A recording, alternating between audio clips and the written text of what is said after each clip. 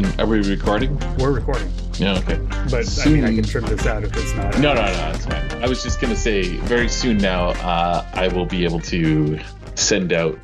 I could record our podcast over Morse code. So learning that for the hammer. It'd be kind of fun having like the unwritten earths done in Morse code across the top of our D or whatever. Yeah. I don't think I've actually said actual Morse code there. I'm not there yet. I'm learning. Maybe we can talk about that a little more in plus expenses. Yeah, that feels like a plus expenses-y thing. Welcome, friends, to the Unwritten Earth Symposium. Mm-hmm. I'm here with my good friend, Epadiah Ravishall, to talk about games, play, game design, play design, and other aspects of TT Truly True role-playing games. And I'm here with my good friend, Nathan Paoletta, to talk about all of the above, and probably just more. And more. Yeah. I like play design.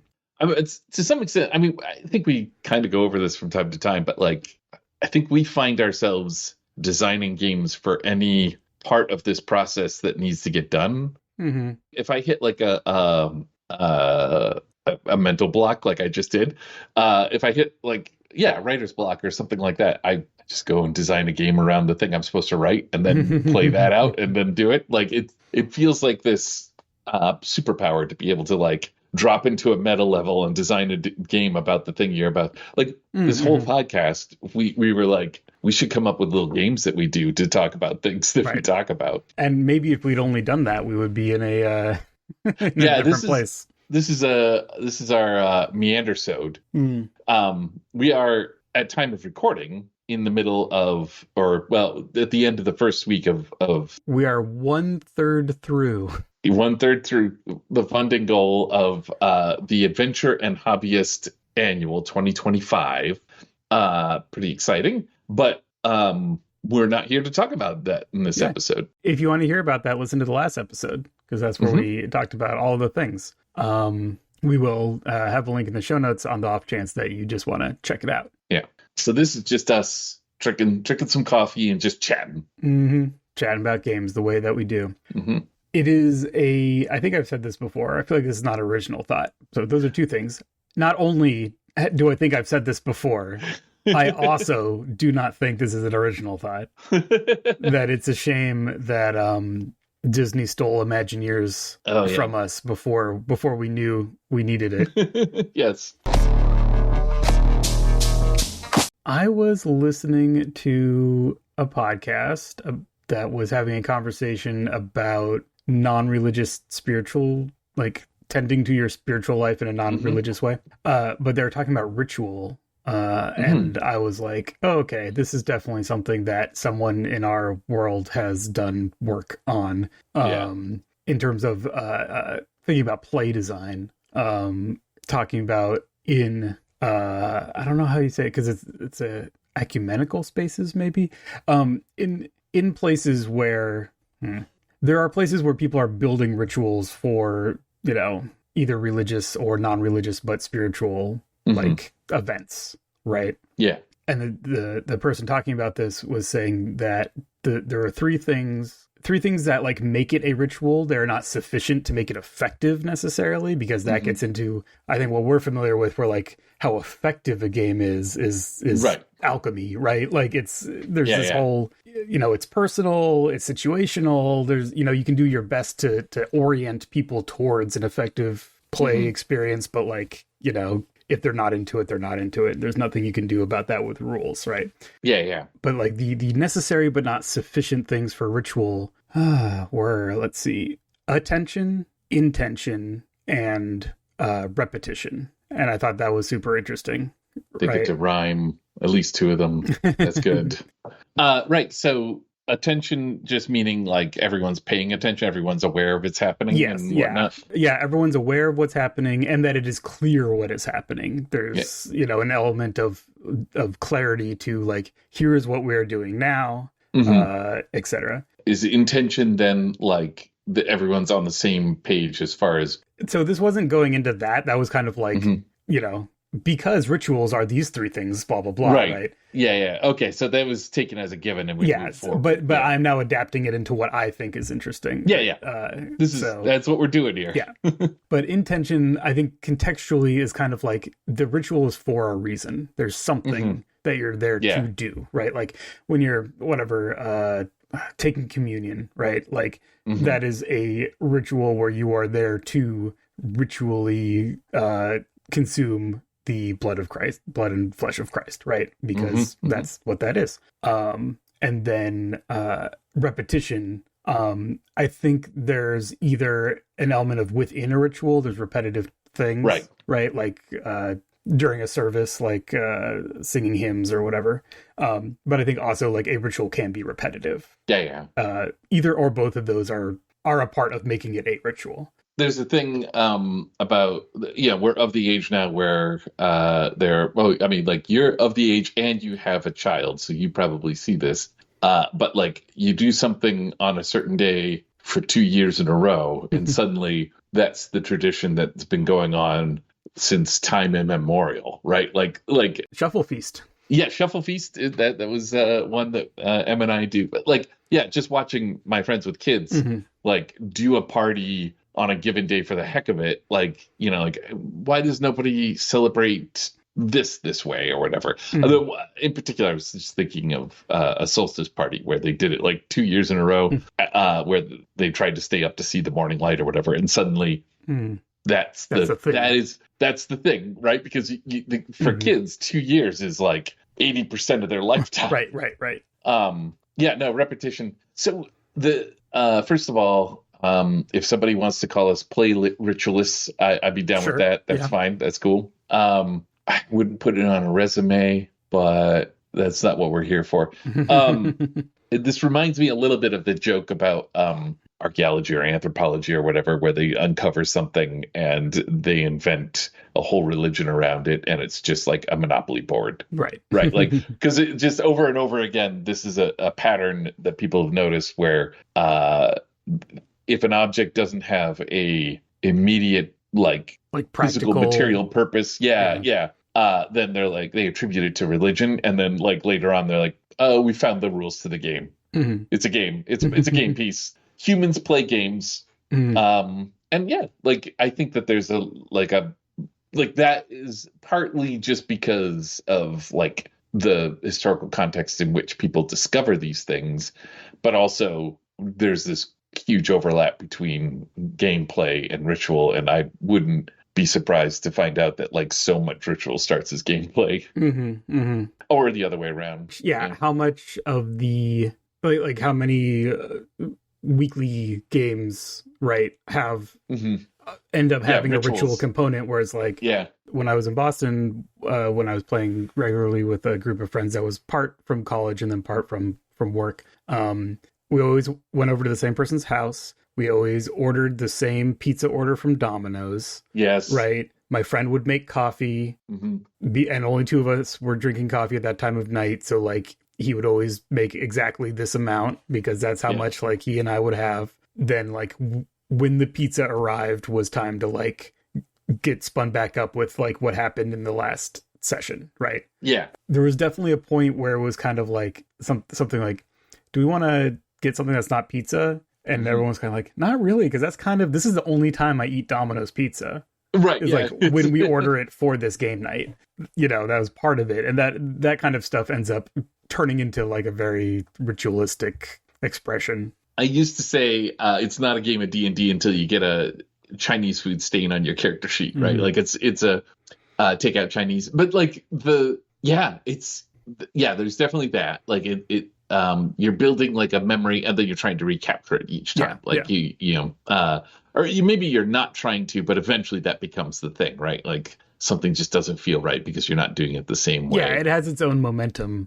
It's interesting when these get memorialized, right? Because sometimes these things end up, especially, I don't know about how often this happens today, but like games from the 80s and 90s in particular will have some nod to some ritual that the group that the designer belongs to had developed, and they just projected over the entire hobby.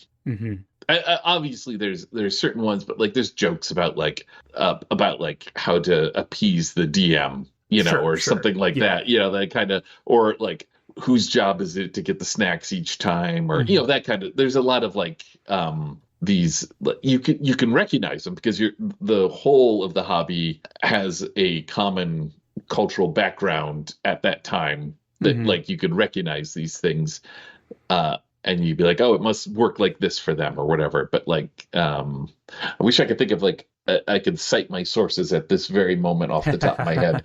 I'll keep an eye out for them as we do our homework, and I will Sure, point sure. them out when we.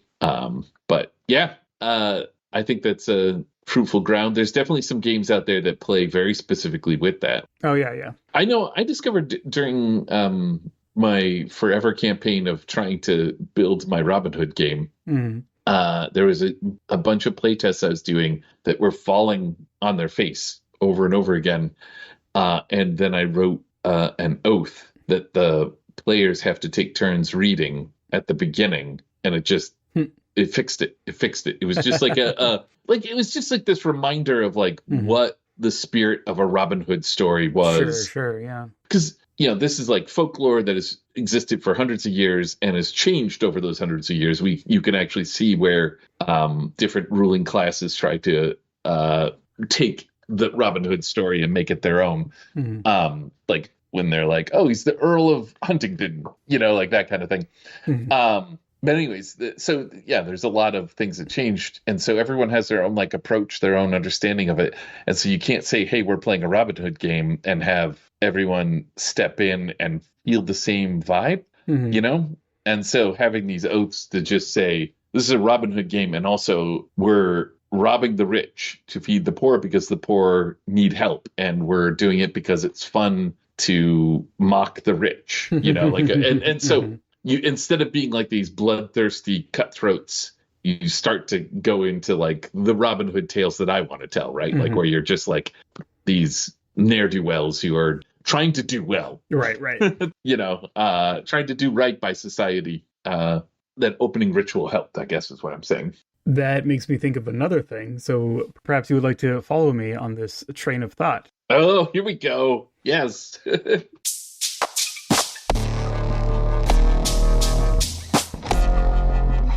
Another thing from this podcast discussion that I was thinking about was, I don't need to give all the context for it, but like they talk about this idea of if you're having some kind of like retreat or some kind of limited time thing where you're Hmm. all like at a place to do a thing for a limited amount of time. At the beginning of it, everyone there is asked to is told, when we're done with this, before we leave, we're going to give blessings.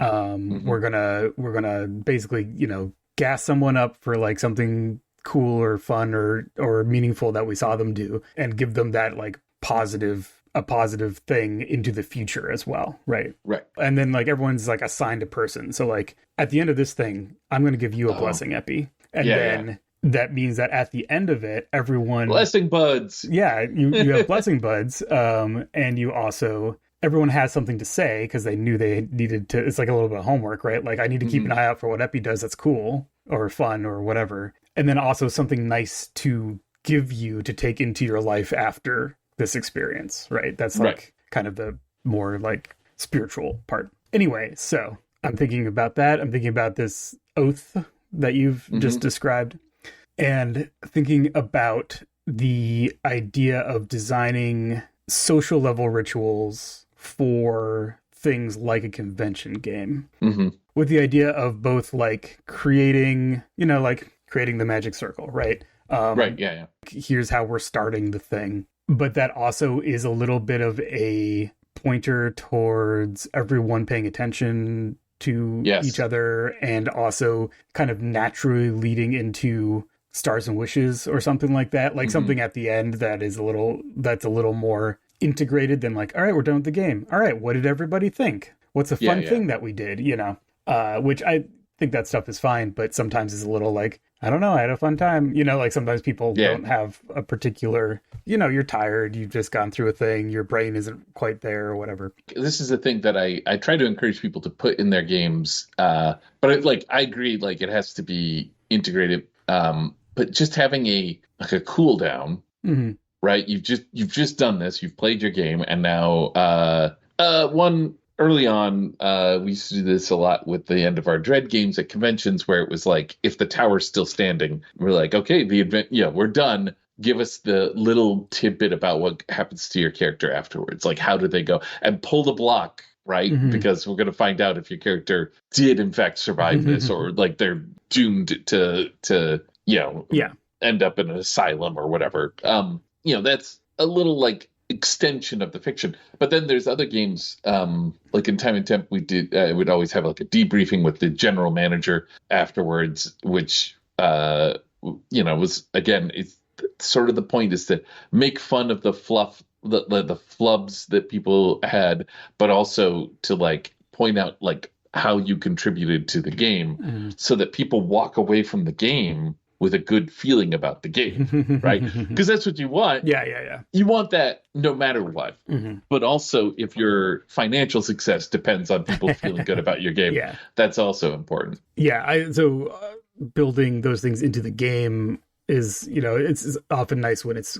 diegetic, right? It's part of like Time and Temp. It's like part of it. There's something, it's kind of the way that you start a Mask of the Mummy Kings game has like a ritualistic thing to it, where it's like, you pick your masks. And so that's the first part, is everyone picks things and they do the thing. And then you have your sheet, and then you describe your character and the actual mask that they're wearing, in the fiction. So every game starts this way. Mm-hmm. You've come through the tent city, you're at the ziggurat tomb, and you need to get in. And you all have one piece of the key. So each character, you have to combine all of your pieces to enter the tomb. So what piece did you bring? Right. So everyone can build on what the other, someone starts and then someone can build on that. And, it can be like, well, I have the, like, this magical gem, and it's like, well, I found the secret incantation that needs to be spoken over the gem. Well, I brought the hammer that you used to crush the gem. And then and I brought the funnel that the gem dust has to go, there's a hole in this wall and it goes in there, and that's how the door opens or whatever. And there's no mechanics there. It's just, we talk it out. Well, not no mechanics, I guess. This is actually a deeper discussion about how we talk about games, which is there's always mechanics, but we think of mechanics as dealing with like the material objects. To parse it finely, there are no mechanics, but there is a system, right? So there's a system there that is not dependent on mechanism. And mechanism being defined as we know it when we know it. You know when you know it. Well, manipulating rules things. Right. Yeah. No, I mean, I get the distinction. I feel it in my bones. The distinction. But also, because it's indefinable to me, then it becomes this thing where I'm like, I'll say it just offhand. I'm not trying to call you out or anything like that. No. This is the gig, right? Like, what is articulating all these different things? Yeah. Yeah. And so, like, I'll just say it offhand, and then I'll be like, oh, but man, I am very much describing a set of rules that are interacting with each other, but they don't feel like mechanics because they feel maybe a little more ritualistic than rules. And it's like, we're not interacting with objects, right? Like a lot of the time, like a rule is interacting with an object, whether it's like a die or moving tokens or writing on a sheet, right? Like those are all physical manipulatable objects that you use as part of it. Yeah, I've sidelined our train of thought here to just say we put a sidecar on the train of thought. Yeah, we did. That's the thing trains have. Sure. Sidecar. Sure. We're building a really weird post-apocalyptic. It's a minecart thing with like the pumping up and down. Yeah. It's fruitful to think about all parts of your game as mechanics, but it's not like in the common parlance, even as two game designers talk to each other, that's not how we use the term. Yeah.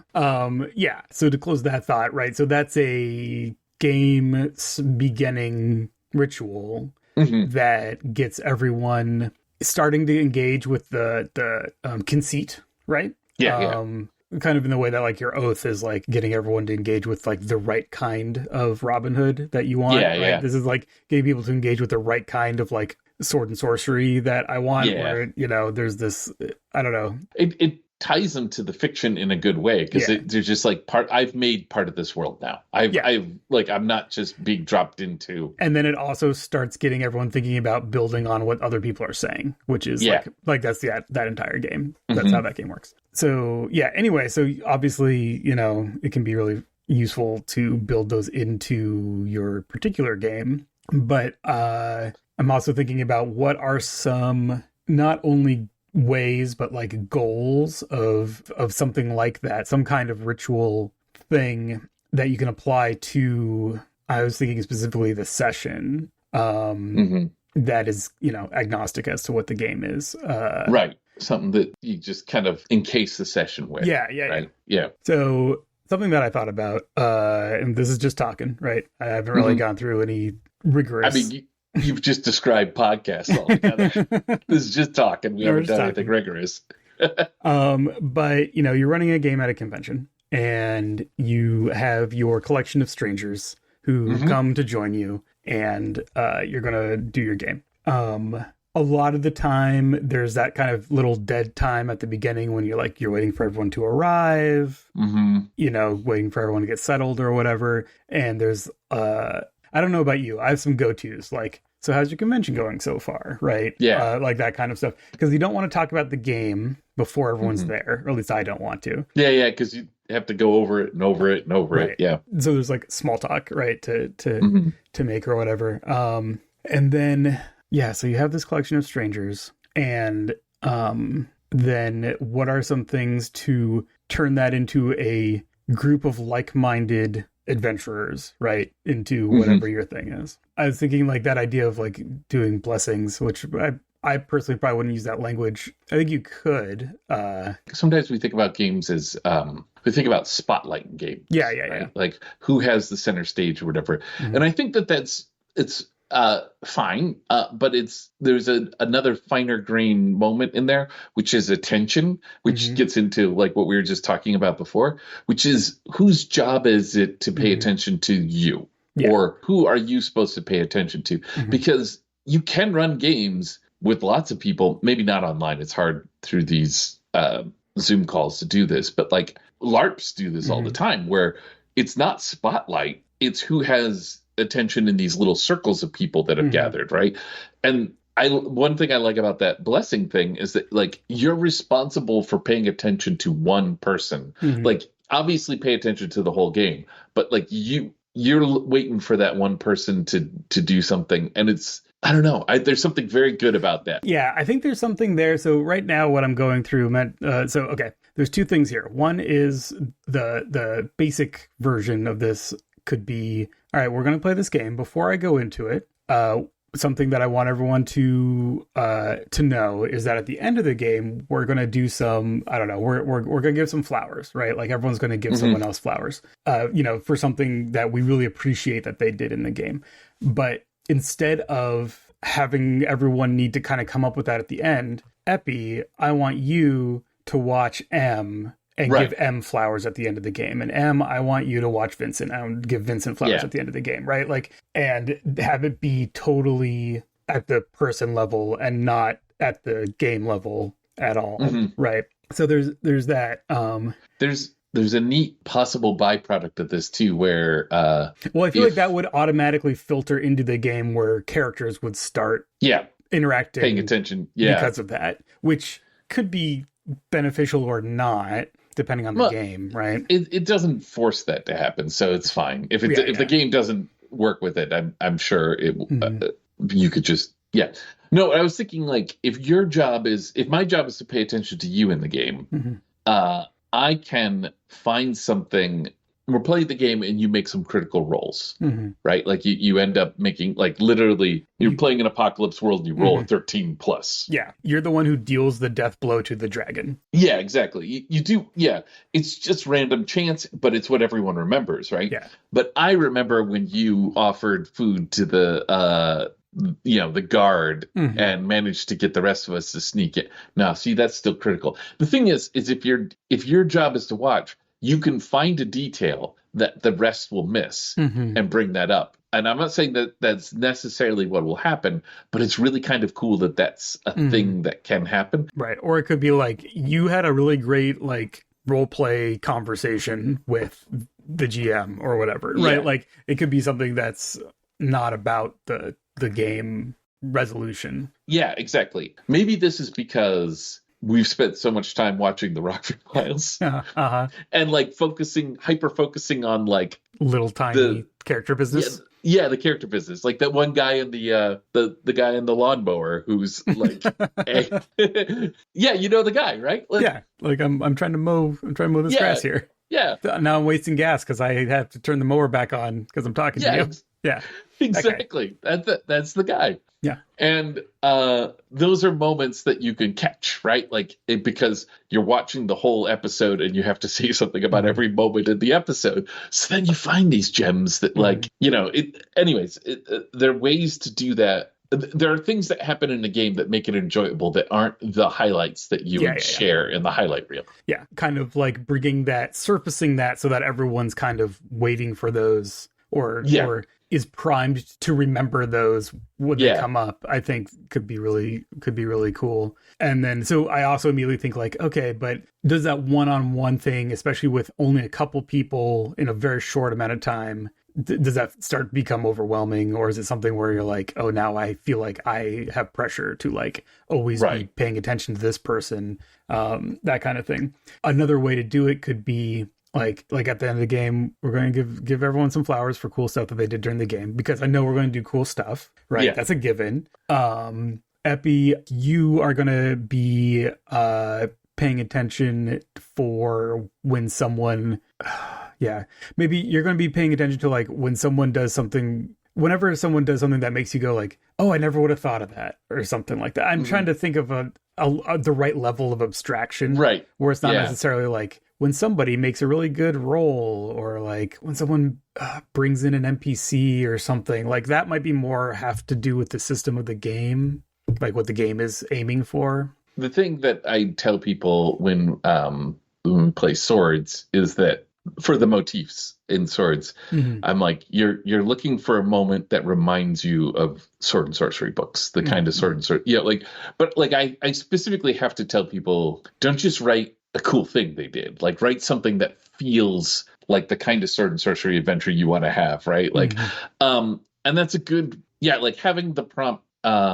pointed at the kind of story you want to tell, I think Mm-hmm. is more effective. Yeah, I guess I'm thinking something where it's like everyone has a different thing that they're looking for.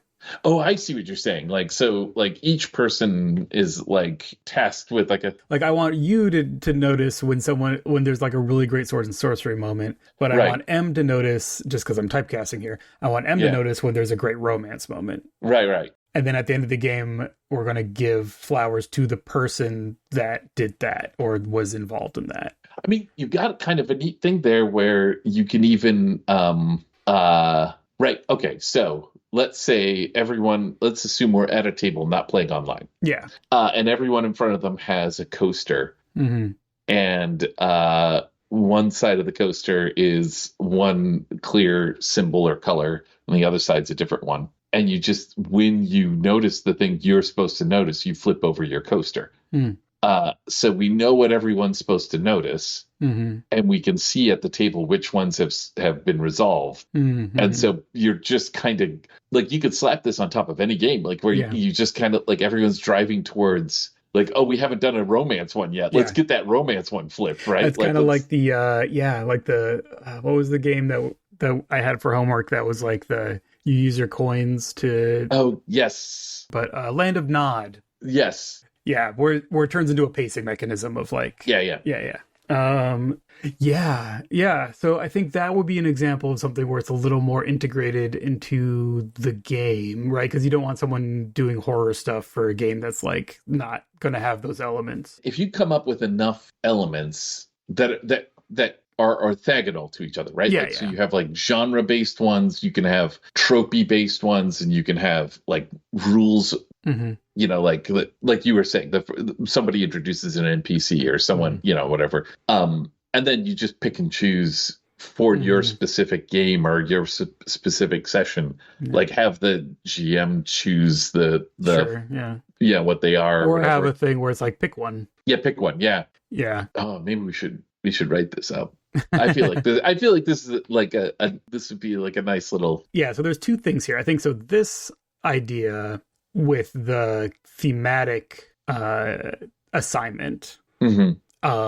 I feel like I feel like still keeps the focus on the game, and ends up Mhm. serving as a bit of a, yeah, ends up serving as like a pacing mechanism or kind of a Mhm. prompt, like a soft, like, okay, we should start angling towards this, Yeah, kind exactly. of Yeah. thing that everyone can kind of see without having to like discuss or be like, all right, story break. We haven't gotten all of our romance points yet. So, Yeah, yeah. like it doesn't have that level. We can't solve the puzzle without all our romance points. But I do feel like that's a little different than the first thing I was talking about, Right. where that is totally about giving players a reason to praise each other. Yeah. That's like completely on a different layer than the story layer. Yeah. Yeah. I mean, like, this is a thing where sometimes you get into these discussions about role playing games, and somebody's like, what's a good, I'm going to use the word mechanic again. What's a good mechanic for this? Mm-hmm. And it's like, because here we have two very similar mechanics. It's just the thing you're supposed to pay attention to Yeah. is different, right? But I think they're different. I mean, and you could do both of them. Yeah, exactly. And Yeah. they do different things. They serve Yeah. different purposes. So it becomes this sort of, it's one of the joys of designing a game is like you might have a mechanic that originally you were like, this is for this, and then as you're playing, you're like, oh my God, Mm-hmm. that actually first of all, it's not working as that, but But it works it's great doing for this this other other thing. thing. Yeah. Yeah. Or it's doing this other thing. Let me refine it to do that Yeah. thing. Yeah. That's actually more my experience Yeah, than yeah, anything yeah. else. It's like, but yeah, exactly. Like there's these small changes to them can have huge repercussions Yeah. in their purpose in your whole design, Yeah, right? yeah. Like not necessarily how they affect the game or anything like that, but where Mhm. they sit and what you need them to do. Yeah. There are definitely games that we've played that like there's some bit of it that you feel like when you're reading it, you're like, oh, okay, this is just like a little thing that they Mhm. tacked on. And then when you're playing it, you're like, oh no, this is it. This is the core. I was just thinking that what we're doing is we're backing ourselves back into reinventing fan mail from Primetime Adventures, right? As we often do. As we often do. Yeah, maybe just do fan mail. Well, for a while, people were doing that. There would be the thing of like doing your fingers, right? Like to do like, yeah, the like, twinkle fingers. yeah, twinkle fingers at someone when they did something cool, and that Mhm. was like giving them fan mail. I feel like that is a very particular moment. I think that Yeah. I'm describing. I mean, so I've seen this mechanic run off the rails. I'm not going to call anything out or whatever, but like sometimes when this leads to a resource used in the game, right. it ends up being like, okay, so now we're depending on that resource. So now we're just assuming you've done because the example Yeah, that I like to bring up is like, you get a +1 if you do something awesome. Yeah, and then eventually that becomes, we're just assuming you're doing something awesome because we want you to have that +1. Or we are tired of describing awesome things. Yeah, exactly. Yeah, Yeah. And I've had that but we experience. need the +1. Mhm. What I like about what you've described so far is that those sit outside of that resource loop. For sure. And that's good. You have to pay closer attention to how you're designing it if it's inside a resource loop like that. Yeah. All right. So maybe to close this part of the conversation, The train of thought. Are we still on your train? we're still on the train of thought. I think we're going to bring this train of thought into the station, but Mhm. I guess the kind of the outcome that I'm thinking about trying to get is like, you've played your game, you're at the end of it, and it's like, and then you're, instead of what was a fun thing that you did, or what's something you really appreciated from the game, kind of be like, all right, Epi, give your flowers. And then like you were paying attention to the other person and you're like, oh, I really loved when you did this. And then I think, again, this is just the kernel from that idea of like blessings. I hope that you bring that energy into your other games at the convention, or like, right. Yeah, I really love that you did that. That really delighted me. I hope that you're as delighted by someone else at the next game that you play. Like, Yeah. you kind of are giving someone a little like and also to you, Yeah, like yeah, yeah, yeah. to like take with you out of the game. I don't know, maybe you'd be hackneyed, but I think the whole thing with the ritual, right, is that like by the time you get to that point, everyone's on board with Yeah, doing that yeah. kind of thing. So yeah, I don't know. I'm gonna keep thinking about that. Yeah, I dig it.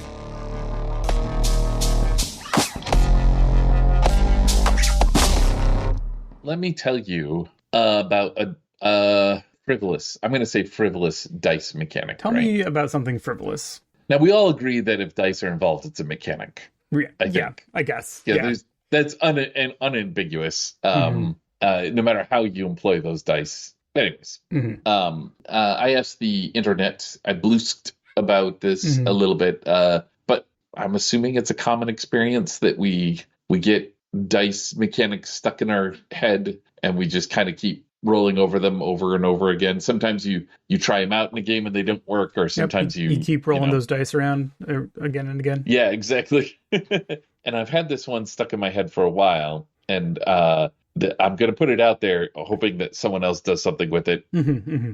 Okay, so how it works, and I'll tell you why I like it, because the reason why I like it is the worst. Hmm. But you roll 2d6 and you add them together. We're familiar with that. That's a thing that we all do. We've done it before.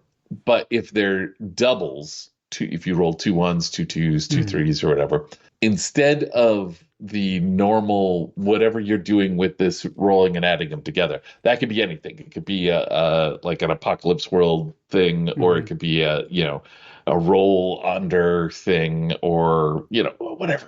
I don't know. I don't Yeah. care. Who cares? Whatever you want to do with that. You've generated a number. You assign these six things to the doubles Hmm. that happen when you roll them, and they should be a little breaky.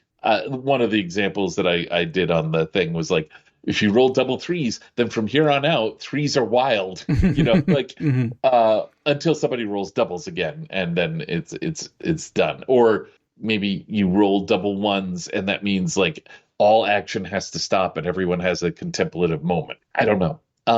The idea is that the odds of rolling a double is a 1 in 6.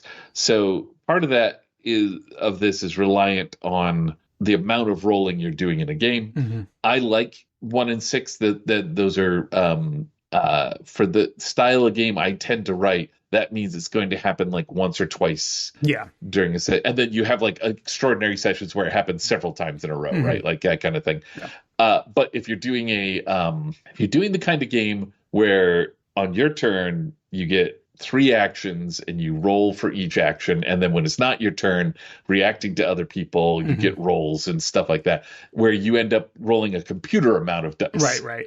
1 in 6 is a Yeah. bad option. It's just gonna be all over the place. You're just gonna get it all the time. I should you should be aware that you're going to get it Right. all the time. You're going to have more of those breaking the rules, if you will, or those Yeah, extraordinary things. You're going to have a lot more of them in that kind of situation. Yeah. Yeah. yeah. I would tone down what you would do with the 1, 2, 3, 4, and 5 and 6. Yeah. But the reason why I like this is because when you take the doubles out, then your roll is between 3 and 11, with the Hmm. center being 7. I like that. I just like that. I just like those numbers. I like this. Literally starts with me going, "How do I get a range from 3 to 11 with the center being 7?" And it has nothing to do with what to do with the doubles. Do the doubles still count towards whatever, or are the doubles like you never rolled dice and you're doing a different thing? It's like you never rolled dice. Yeah, sure. I gotta say that, right? The distribution is our bell curve, Okay. which isn't really a bell curve, but like the same thing. Like Yeah. there's Normal distribution. yeah, it's normally distributed with 7 in the center there. But like yeah, you can even like have the like lower half be bad things and the upper half be good things, or Hmm. reverse that, or Odds do something, even like yeah, odd pairs and even pairs do different yeah, things. yeah. Yeah. Yeah. Like if you don't want to have 6 options, that's actually kind of a good thing to do. It's just like the odds or evens version, Hmm. that kind of thing. Anyways, it's a thing. But I guess kind of what I wanted to just kind of talk about there is just that bit, like coming up with like weird dice things to do. So fun. Hmm. It's just so fun. Like Yeah. I think it's like a large part of the draw. That's funny because, like, yeah, because that's not a thing I do a lot. Oh, okay, yeah. I think we come at it in different, like, I very rarely have a mechanic that then I'm like, how can I use this? What kind of game does this Right. Yeah. result in? Okay. I almost always come from what am I trying to achieve, and then what mechanic will achieve that. It's interesting. Yeah. Yeah, because I definitely find myself, I'll have a mechanic and I'll be like, I think this is the game that goes with the mechanic. I feel like your Star Trek games like that, where it's like you Yeah, have yeah. your mechanic about how the skills work and stuff, and it's Yeah, like yeah. kind of baroque and like, but it Yeah. does the thing for this, like the Star Trek game built on it makes sense. Well, this is a good example because like okay, so over the summer I was working on a I would say it's a lower decks style Sure. game Yeah. if you're familiar, but like it's very important that you understand when I started it, I was unaware that lower decks existed, and it Mhm. wasn't until I pitched it to my game group, I'd be like, "Hey, I've got this Star Trek-y game I want to tell you about." And they're like, "Oh, like lower decks?" And then I binged it. I love the show. Mhm. It's fun. It's fun. Anyways, the game is you come up with the bridge crew, command crew of a starship, and then every single player also plays a character, a almost unnamed character that works under each of the other bridge crew things. You have a combinatorial nightmare of characters here. Right. The Right. group of players that I played with was there were 7 players, and I ended up with 49 characters. I think it's no, it's well, yeah. Anyways, it's a little off because you don't. One person has to play the captain, and the bridge crew's under the captain. Not anyway. All these mechanics for how to get everything done, so that like all the little incidental characters, all the lieutenants, the ensigns, all the that's it, and ensigns, all the Mhm. ensigns make a role that combine to make the role that the bridge the command crew character has. Right. I had come up with all these sorts of mechanics, and we played it, had a lot of fun with it, really enjoyed it. There was this subsystem for combat in it. I wanted that Star Trek-y, let's put our hands together and hit someone off over the Hmm. back of the head, walloping kind of any one of us could film this kind of Right. action, right? Like this is not, so I wrote like a little system for that I was like, and it's got to resolve quick, so you only get like so many attempts and blah blah blah. That system, I played that game, and at the end I was like, I want that system. That's what I Hmm. want. And then that's when I went to I pulled it out and made that a Sword Point South. So it was this thing where it's Hmm. like for me, like my Star Trek game is done. I didn't put it out or anything like that Hmm. because first of all, I don't have the rights to Star Trek. I don't need it, but like Hmm. I could do like with the wink wink, it's Star Trek kind of Sure, thing. but that's not. Yeah, the point of that game was to play that game with their friends and Yeah, check yeah, it out and see yeah, how it went. Yeah. yeah. But then like this other bit, I was like, I really like how these rules work and interact. What is that? Yeah. And then I moved on to the thing. Mhm. So I often follow the mechanic, which I think is why like people have been following me for a while. They're like, when's your Robin Hood game coming Yeah. out? And it's like when that mechanic falls into my When lap. Like just, when the coins end up yeah, when they work. working. Yeah. Mhm. Yeah, I don't do that. Yeah, yeah. This is interesting. What I tend to do is have the concept for the game and kind of the like narrative or character stuff that Hmm. I want it to do. And then I think, all right, what do the mechanics need to do and how can I do it with D6s? Yeah, yeah, yeah. My philosophy is if you don't Hmm. need a non D6, just use D6s. Yeah, yeah. I understand there's a lot of aesthetic qualities to example the D12 that people Hmm. appreciate. The D20, has its own status, etc. There's a certain peace of mind that I think you have that I don't. For instance, like D12, if you look at a D12, this is Mm. just a mathematical property of the dodecahedron, which is what a D12 is. It has 12 faces, but everywhere those lines intersect, those little Mm-hmm. corners that it makes, it has 20 corners. Mm-hmm. The D20 has 20 faces and 12 corners. And I want so bad for that to be a To mechanic, do something with that. to do something. And there's like, I'm going to say, I will, here's a conjecture. Let this be a There's nothing challenge. that can be done with that. Yeah, counting corners on a die is a high bar. Yeah, like, right. Yeah. But nonetheless, I look at that. The same thing exists between the D8 and the D6. Mm-hmm. There are 8 corners on a D6 and 6 corners on a D8. This is just a property of was Mm-hmm. part of graph theory, and it's a property of polyhedrons. And those might be the only polyhedrons where that's the case. Oh, sorry, D4 and D4. Right, There are as like a 4 corners has on a 4, D4. right? Yeah. But anyways, like I don't remember the exact mathematical Sure. constraints. They're fun to look up, investigate on your own. It's all in books. Fun. But yeah, fun. See, this is the difference fun. between me and you. You're like, these are Yes, fun to look yes. up, and I'm like, yeah, fun. Yeah. So this is but this is good. This is like there's a certain piece of mind where like you could be like, there's no reason not to use a D6, so I'm going to use a D6, and Yeah. I appreciate that and absolutely want that in my life. But you mentioned the D12, and I'm like, did you know about the corners? How do we make the corners part of this mechanic? Yeah, no, I just don't. I mean, I appreciate, math. I mean, I think this is okay. So this is one reason why a lot of your games really like appeal to me is because you're thinking about things like math and dice in a way that ends up being super invisible, I think, when you're playing it. Right. Yeah. But is still critical, like Swords Without Master, right? Like the stymies and everything. Like, yes, that's all totally intuitive. You don't have to think about the actual math, but like clearly that comes out of a deep consideration of like, what does it mean to have a tie or 2 dice underneath a 3, like all that stuff. Right, yeah. And I'm just like, I don't do that.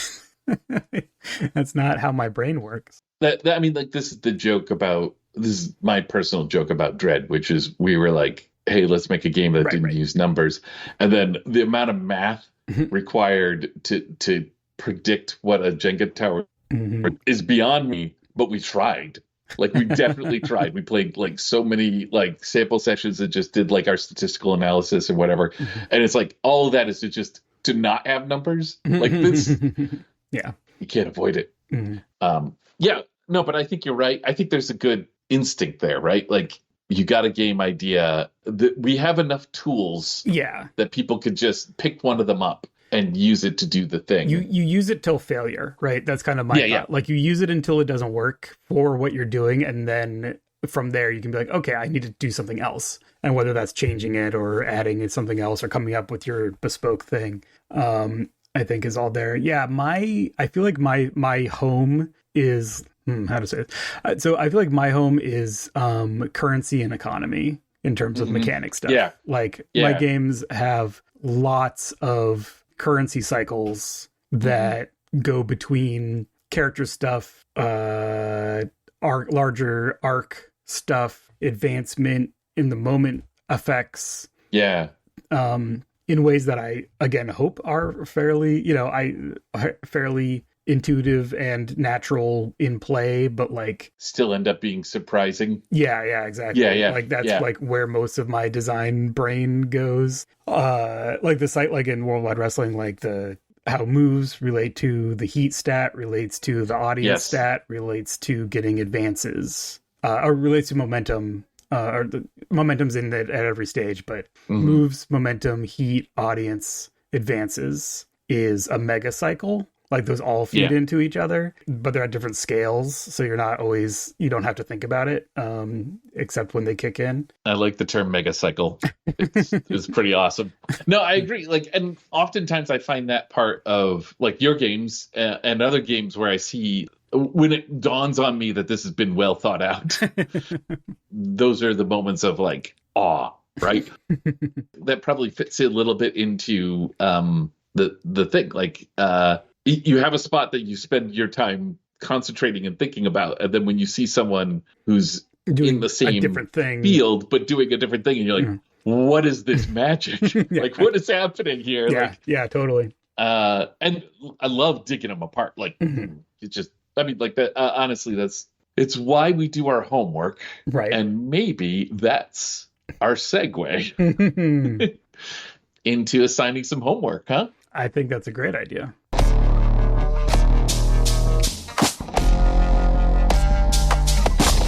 Should we go digital or physical? Do you have a preference there? Because that'll help us narrow down what our. I do feel like I'm still hip deep in my shelves because I'm working on the zine still.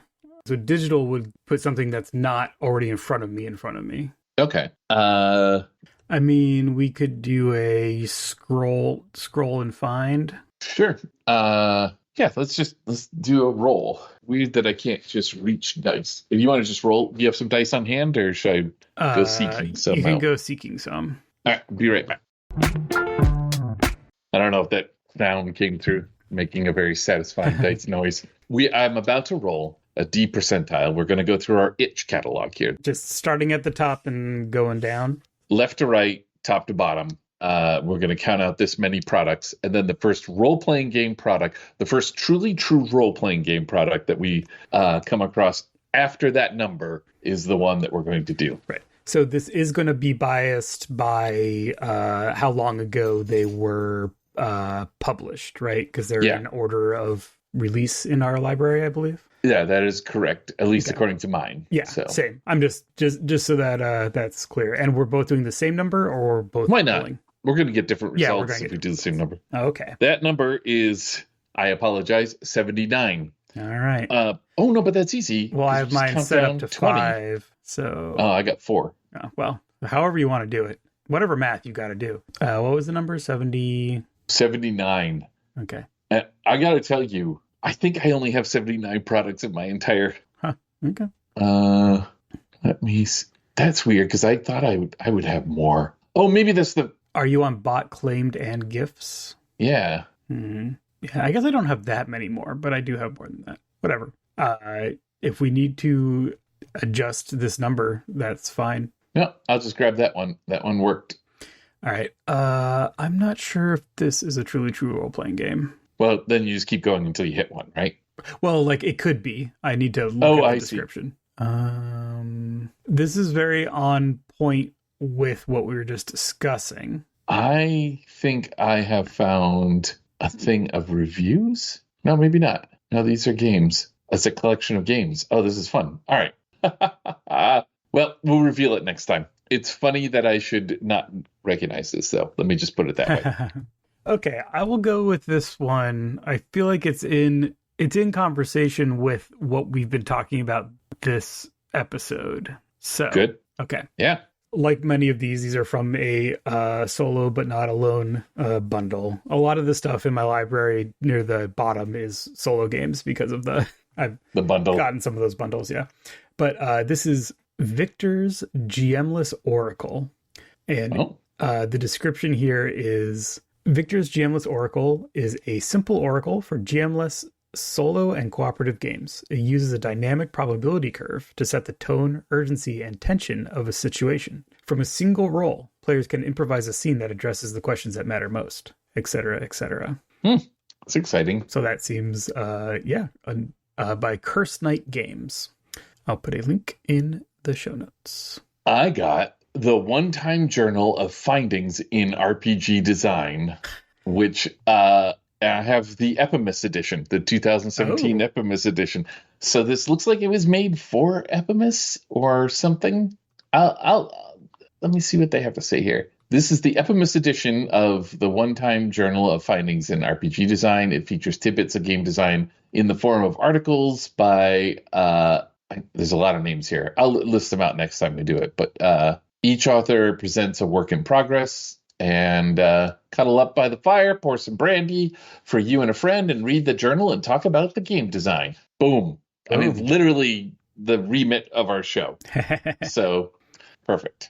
All right. Well, then. All right. Well, we will review these at least truly true RPG adjacent titles as our homework for next time. I think that's fine. I think we've been doing a lot of like in the weeds stuff, and having a little zooming out a little bit, I think is a good idea.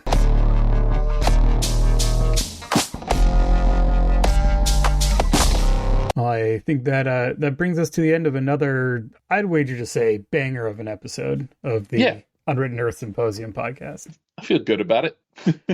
This podcast is a production by us. Go us. You can follow all of our links to things from our website, unwrittenearths.com. You can support this podcast and all of our ongoing work over at Patreon at patreon.com/unwrittenearths. Patrons, in addition to getting the other podcast we do every other week, plus expenses, also will be getting the annual when it is done. Mm-hmm. For more about the annual, check the show notes or search Adventurer and Hobbyist Annual 2025 on Kickstarter. By the time this drops, we will be close to the end of the campaign. Yeah. But we'd really appreciate your support over there.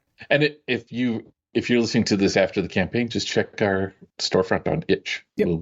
It'll be there. Oh yeah, we have some things on Itch now. We've been slowly bringing some of our titles under the Unwritten Earths banner. So if you are interested in games mentioned in this episode, such as Time and Temp or Masks of the Mummy Kings, those are now Unwritten Earths games. Well, we did that. Good on us for literally mentioning. Good work, us. Yeah. Our music is by Will Yobst. Find Will's stuff over at goodluckpress.co and of course will.com. And that brings us to our perennial question. Epi, have we made a game yet? No, we're so close.